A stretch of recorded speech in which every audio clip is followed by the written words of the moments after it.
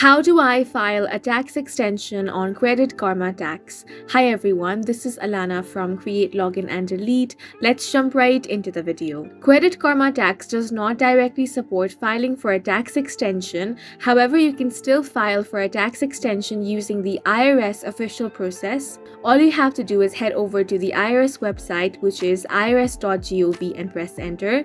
Then on this page, you want to download the Form 4868, which is the application for automatic extension of time to file U.S. individual income tax return.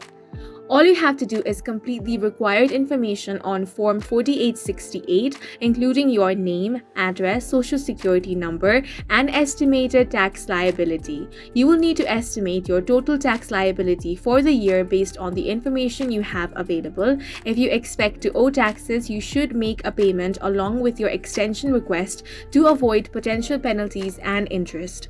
Once you have submitted out the Form 4868, you can submit it to the IRS. You can mail the completed form to the address listed in the instructions for Form 4868. If you file electronically, you will typically receive a confirmation once the IRS has processed your extension request. If you mail the form, consider sending it via certified mail with a return receipt to confirm the delivery. Even though you have filed for an extension, it is essential to remember that this only extends the deadline for filing your tax return, not for paying any taxes owed. You should still pay any estimated taxes by the original tax deadline to avoid the penalties and interest. With the extension in place, you have until the extended deadline, usually October 15, to file your tax return. Make sure to complete and submit your return by this date to avoid late filing penalty. If you face any issue during this process, you can contact the IRS customer support or Credit Karma customer support. And that's it for this video. If you have any questions or confusions, do leave them on the comment section below,